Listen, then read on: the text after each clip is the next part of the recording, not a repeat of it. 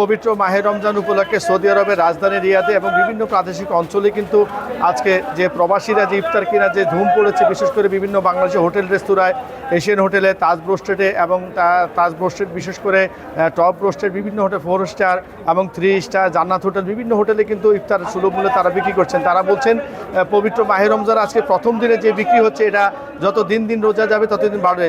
মাগফিরাত, রহমত এবং বরকতের মাস মাহে রমজান, সেই মাহে রমজান ইফতার কিনতে পেরে খুশি অনেক প্রবাসী বাংলাদেশিরা।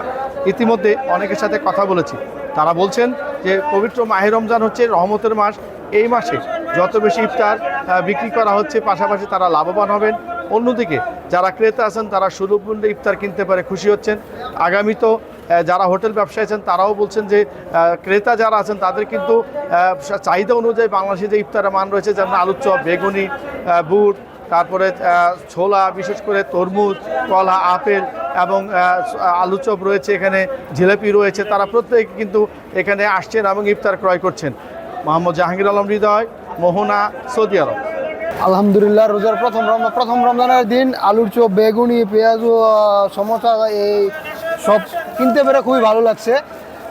আমরা প্রবাসীরা দূরপ্রবাসে বাঙালি ইফতার করতে পারলে আমাদের খুবই ভালো লাগে। আলুর চপ, বেগুনি, বুট, মরিচ, জিলাপি সব পাওয়া যায় এখানে, কিনছি, খুব ভালোই লাগছে। বাংলাদেশের পরিবেশে সব কিছু পাওয়া যায় এখানে। ইফতারি, বেগুনি, আলুর চপ, পেঁয়াজু সকল ধরনের সব কিছু পাওয়া যাচ্ছে সীমিত দামে। আপনারা আসুন ইফতারের জন্য।